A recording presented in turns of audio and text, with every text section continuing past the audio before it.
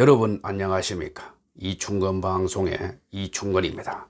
오늘은 코비드19의 세계 두 번째 발병국 이탈리아발 금융위기가 우려되나라는 내용을 가지고 말씀을 드리겠습니다. 이탈리아는 제가 과거 섬유산업을 약 30년간 연구하면서 섬유산업의 선진국인 이탈리아의 밀라노, 피렌체 등의 섬유산업을 연구하기 위해 여러 번 출장을 갔었는데 갈 때마다 로마 문명의 유산으로 전 세계에서 온 관광객들로 항상 붐볐다는 생각이 들어갑니다. 대구의 섬유산업을 발전시키기 위해 밀라노 섬유산업을 벤치마킹한 적이 있는데 그 과정에서 여러 번 방문한 적이 있습니다. 일본이나 독일 등은 모든 분야의 장기 발전 계획을 자세히 작성되어 있어 출장을 가면은 많은 자료를 수집해 와서 연구를 했지만은 이탈리아는 섬유산업 발전 계획이나 도시의 장기 발전 계획에 관한 체계적인 책자가 거의 없어 분석하기가 상당히 어려웠습니다. 그래서 현지의 조합이나 섬유 관련 박물관, 기업에 직접 방문하여 연구한 적이 있습니다. 최근 이탈리아가 최고 선진국들의 모임인 G7에 들어간 지 오래되었는데 방역 체계가 왜 이렇게 허술한지 연구해 보고 싶었습니다. 또 로마 시내에는 유명한 콜로세움과 원형 경기장 등 로마 문화의 유산이 많이 있고 전 세계 가톨릭 신자들의 본고장인 바티칸 시티가 있어 항상 관광객들로 넘치는 도시입니다. 저도 가톨릭 신자라서 바티칸 시티에 여러 번 가보았습니다. 방송에 앞서 아직 이충건 방송의 구독자가 아닌 분은 동영상 아래 붉은색으로 표시된 구독을 눌러주시기 바랍니다. 더 좋은 방송으로 보답하겠습니다. 유럽의 관광대국인 이탈리아, 스페인, 프랑스 등이 코비드19로 도시기능이 마비되고 복합적인 경제 위기가 우려되고 있습니다. 이탈리아는 첫 코비드19 확진자가 북부 롬바르디아 주에서 발생한 후 계속 증가하여 3월 16일 오전 8시 현재 확진자 24,747명에 사망자 1,809명이 나와서 중국에 이어 두 번째로 많은 국가가 되었습니다. 사망자 수는 우리나라 사망자 수 75명에 비해서 24배나 높습니다. 전 세계 확진자는 16만 9,203명이고 사망자는 6,500명입니다. 최근에는 유럽의 이탈리아와 스페인, 프랑스, 독일 등으로 확산되고 중동의 이란 등에서 많이 발생하여 우리나라는 세계 네 번째의 발병국이 되었습니다. 특히 이탈리아의 사망자 수가 하루 370여 명이나 추가돼 왜 이탈리아의 치사율이 높은지 궁금증이 커지고 있습니다. 이탈리아의 치사율은 7.3%로 세계보건기구가 집계한 세계 평균 3.8%보다 월등히 높습니다. 미국 워싱턴 포스트지는 12일 코로나19 확산으로 전 세계 경제 위기가 발생하면 이탈리아가 시발점이 될 거라고 보도했습니다. 영국 가디언 역시 유럽중앙은행이 코비드19 사태를 피하기를 바라는 단 한 국가가 있다면 바로 이탈리아라고 우려했습니다. 이탈리아는 세계 8위 유로존 3위 경제 대국이지만 높은 정부 부채와 만연한 지하경제, 잘 사는 북부와 낙후된 남부 등의 갈등으로 유로존의 약한 고리로 불리고 있습니다. 특히 GDP 대비 정부 부채 비율은 약 135%로 유럽 주요국 중에서 최고로 높습니다. 2008년 금융위기, 2011년 남유럽 재정위기 때 다른 유럽국보다 더 큰 피해를 입은 이유입니다. 이로 인해 2019년 기준 GDP가 금융위기 직전인 2007년 수준을 아직 회복하지 못하고 있습니다. 2019년 1인당 실질소득 역시 약 20년 전인 2007년보다도 낮습니다.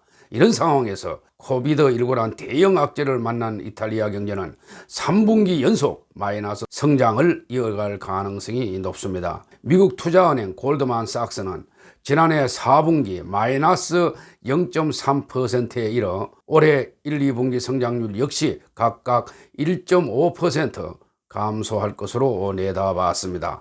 최대 은행인 우니크레디트 주가는 최근 한 달간 35%나 떨어졌습니다. 이탈리아 은행권은 국채의 25%를 보유해서 정부 재정이 위험하면 줄도산 위기에 처할 수가 있습니다.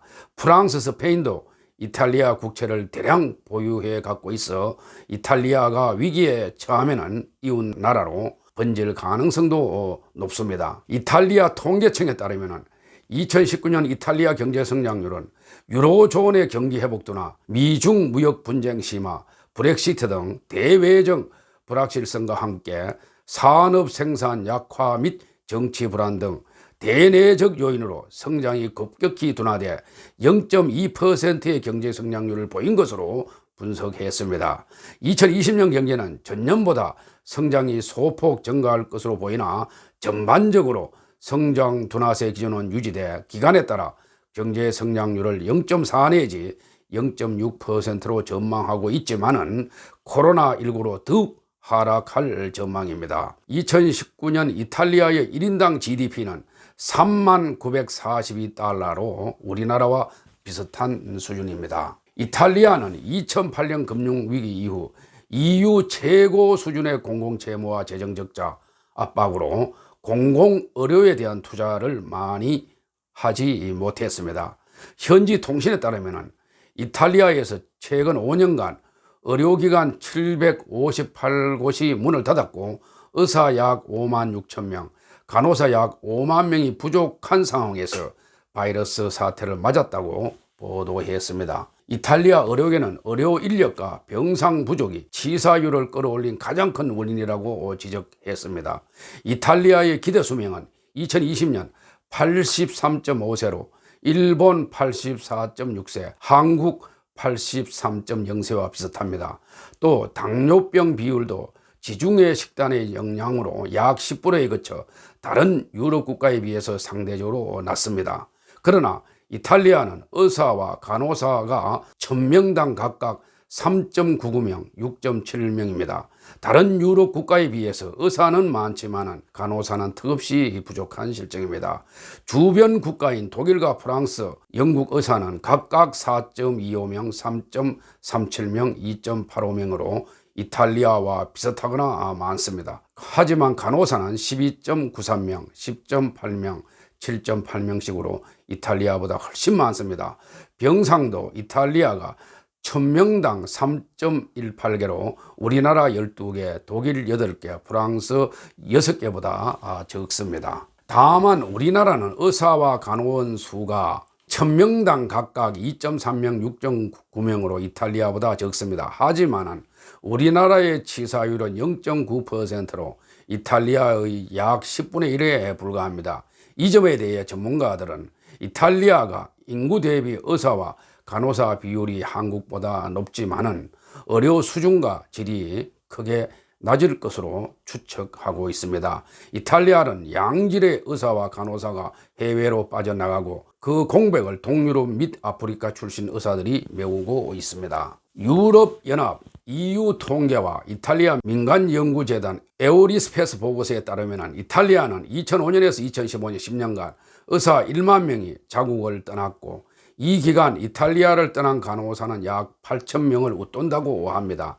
최근에도 매년 1,500명이 의대를 졸업한 후에 전문의 과정을 밟기 위해 해외로 이주하는 것으로 나타났습니다. 해외 이주 의사 중 연령별로는 28세에서 39세 젊은 의사가 대다수를 차지했고 지역별로는 북부 베네토 지역 의사가 가장 많았습니다. 이탈리아는 1978년 우리나라와 같이 전 국민 건강보험을 도입했고 의료기관은 공공민간 혼합으로 구성되어 있습니다. 그러나 공공의료 비율이 높아 의사 대부분이 공무원 신분이고 급여가 낮고 의료 서비스 수준이 떨어집니다. 30년 내지 40년 동안 쇠락한 의료 질과 수준이 결국 사상 초유의 감염병 재난에 속수무책으로 당하고 있는 셈입니다. 의료인들은 이탈리아는 수십 년 동안 의사들의 해외 탈출이 일어나 코비드19 사태와 같은 치사율 비극이 예견돼 왔다고 지적했습니다. 또 이탈리아는 지난 2008년 금융위기 이래 2009년 마이너스 5.3%, 2012년 마이너스 3.0%, 2013년 마이너스 1.8%의 마이너스 성장을 기록하고 이후에도 줄곧 0에서 1%대 성장을 이어가고 있습니다. 그 결과 2008년 37,910만 달러에 달하던 국민소득은 최근에는 3만 달러대 초반으로 내려왔습니다. 이탈리아는 복지 지출을 늘리면서 국내 총생산, 즉 GDP 대비 사회복지 지출이 차지하는 비중이 2008년 25.1%에서 2017년 28.1%까지 확대되었습니다. GDP 대비 현금성 복지 지출 비중은 2015년 기준 20.2%로 OECD, 즉 경제협력개발기구 회원국 중에서 가장 높았습니다. 이처럼 정부의 복지 지출이 확대됨에 따라 이탈리아의 GDP 대비 국가 부채 비율은 2008년 106.1%에서 2018년 134.8%까지 급증했습니다. 이탈리아의 국가 부채 비율은 유럽 국가 중 그리스에 이어 2위로 높습니다. 최근 우리나라도 현금성 복지 비율이 크게 높아지고 있는데 이탈리아와 그리스를 답습하지 말아야 합니다. 실업률은 2008년 6.7%로 OECD 평균 5.9%와 큰 차이가 없지만 2018년에는 10.6%로 OECD 평균 5.3%의 두 배가 되었습니다. 청년 실업률도 2018년 기준 32.2%로 OECD 국가 중에서 네 번째로 높았습니다. OECD의 자료에 의하면 이탈리아의 학사학위 취득 비율은 OECD에서 가장 낮은 약 27%인데 우리나라의 70% 수준과 큰 차이를 보이고 있습니다. 이는 점차 고학력을 선호하는 산업 생태의 변화와 맞물려 더 큰 문제가 되고 있습니다. 대학에 가지 않는다고 해서 이탈리아 청소년들이 독일이나 스위스의 학생들처럼 직업 교육을 받는 것도 아닙니다. 이탈리아의 청소년들은 OECD에서 학업 중도 포기 비율이 가장 높은 국가이자 15세에서 34세 젊은이 중 학교를 다니는 것도 아니고 직장에 다니는 것도 아닌 이른바 니트족 비율이 그리스보다 더 높습니다. 니트족 비율은 25%에 육박하며 OECD 국가 중에서 1위의 불명예를 나타내고 있습니다. 이탈리아 경제의 큰 어려움은 국가 부채 비율이 높고 재정 위기가 우려된다는 것입니다. 결론적으로 이탈리아는 공공의료 시스템의 취약, 높은 고령자 비율, 외국인들이 많이 방문하는 관광대국, 코비드19에 대한 초기 대응 실패, 재정 위기 노출 등으로 경제 위기를 맞고 있고 유럽발 위기가 발생하면 그리스나 이탈리아발 금융위기가 시발점이 될 것으로 생각됩니다.